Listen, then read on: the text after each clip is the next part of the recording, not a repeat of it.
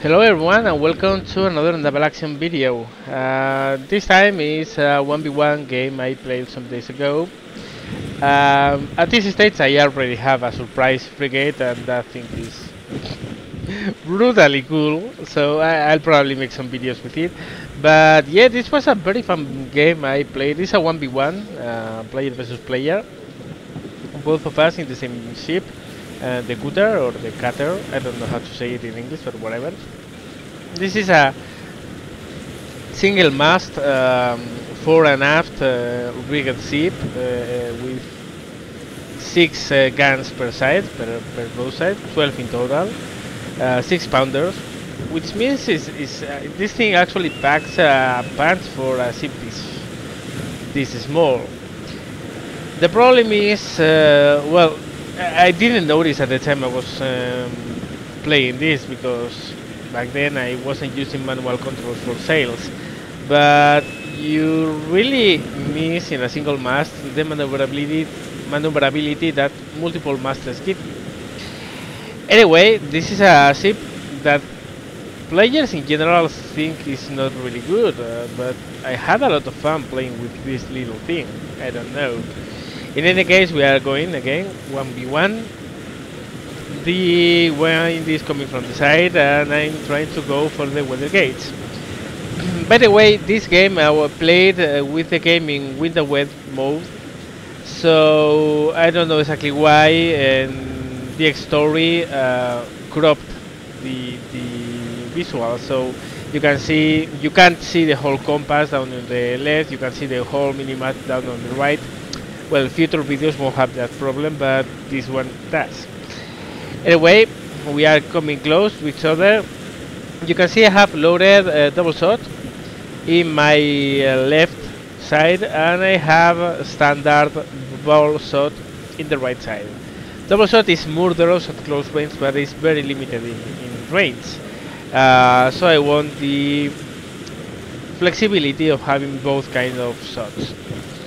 So I have won the wind gates. Now the thing here is that I'm trying to beat this guy by overpowering him with as many broadsides as I can, while he only will shoot me with one. You are going to see that. So first broadside on the nose, and now I'm keeping my course here until he fires because I don't want to give him my rear. At least not completely. Okay, now full starboard rudder. I'm going to attack against the wind. I have the speed to do so. I can cross cleanly against the wind. And while I do so, I'm going to unleash the ball ammunition of my other broadside on him.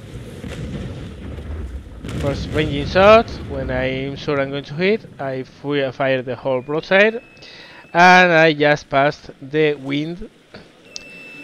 I tacked successfully, and now I'm going to move closer to him. Now you will have noticed that here I have fired 2 broadsides.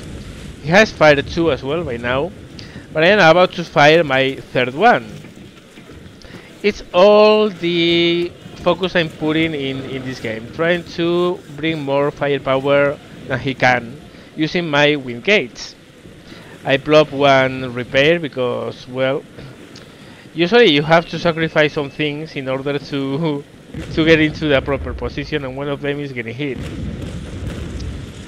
Here is the third broadside. Now I was thinking in cutting towards his rear to unmask my port broadside, but I want to keep my wind gates for a while until I can really exploit it. I plop another repair, and I'm going to keep my position more or less in the right here. I mean, there's only one way he can go right now. He can stay there, or he can turn towards port, towards starboard. He can't turn towards me because the wind is there. Yet another broadside, and we are still not receiving return fire. We are about in a second he's going to fire, but again we are trying to win this by more firepower than what he's putting on us. Here is his broadside. Now, one of the big problems of this ship, and it's obvious to see, is that it heals a lot. When you have wind coming from the side, the ship tilts towards the other side. And that's a problem where you are trying to aim guns, because as you can see here, I can barely reach there, and I can barely shoot now and then. Now, one way to deal with that is neutering the sails, but I didn't know how to do it back at the time. So yeah, so now finally I decided I want to go for him. So I start cutting for his position. I'm going to unmask my left broadside. And here you are going to see that I can't lower the guns enough because I'm healing so bad. So I have to drop sails. There you go, I'm dropping sails. You can see the sails going down. And once the sails are dropped, the ship stops healing. There you go. And now I can take aim. Okay, that one was far wide. And once I have shot, and here we have Bismarck being very communicative in Steam. Yeah, once we have shot, well, raise sails again and keep on going. Another way to do this is to netter the sails so they are heading into the wind, so you don't get such a big tilt, such a big heel. But back then I didn't know how to really manage my sails, so well, I just was dropping sails and putting them up. So another broadside. You can see the volume of fire I'm putting on that guy. While he's barely able to put one broadside, it's two of mine. And that's one of the big advantages of being upwind, that you can choose when you want to do so one side and go for another side, at least with ships as maneuverable as these small ships. Okay, I'm bringing my guns to bear for yet another broadside.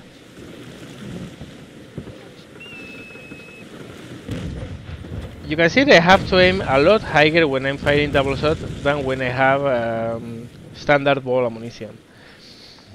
Really, there's a big limit on range to double shot, but when you are within those limits, it's murderous. So now he's trying to turn away because his port side is totally messed up. He probably wants to show the other side to me, but just not going to let him. Of course, this shot is going to go towards his starboard side, but I'm going to try to win his other side. Now he's heading more or less directly into the wind. He can't attack. He's not fast enough to do so. And there you go, correcting the heel by dropping sails, taking my shot, and raise sails again. That's probably the biggest problems with the small ships is how badly they heel when wind is coming from one side or another. You really have to neuter that in order to shoot. Okay, there you go. He's directly against the wind. He's not going to be able to attack. And now he has to fall towards port. So he's going to show me his port side again, which is what I wanted, essentially.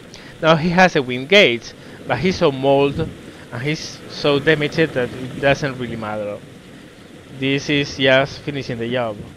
I still have one repair. Probably he's already used up all his own repairs.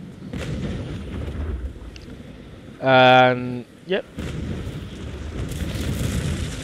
Of course, that doesn't mean he's not dangerous. He is. And I'm starting to take a little bit of water.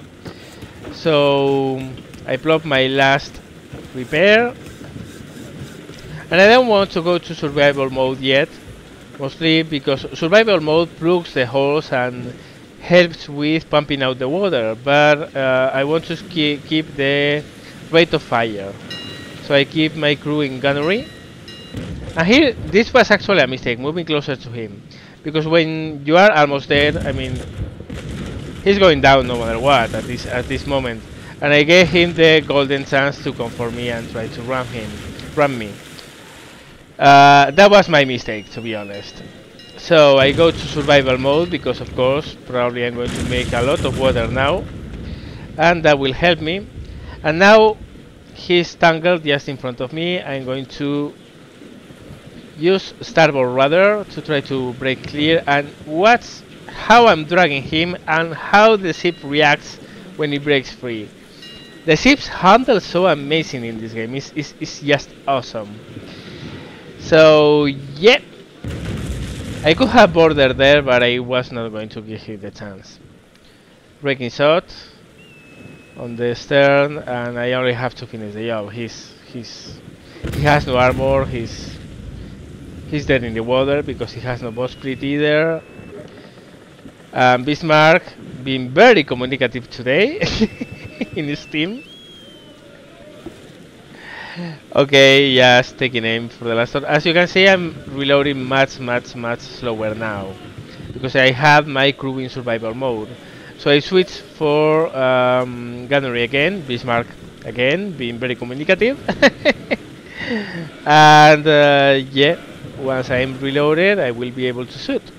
But the game is going to end before that. He's going to sink before that. So, well, yeah, this was the game. And this was the 1v1 I played with this ship. The little cutter, I liked it a lot. So, well, yes, I hope you enjoyed this video. Hope you have fun watching it. This game is awesome. Thank you very much for watching, guys, and see you later.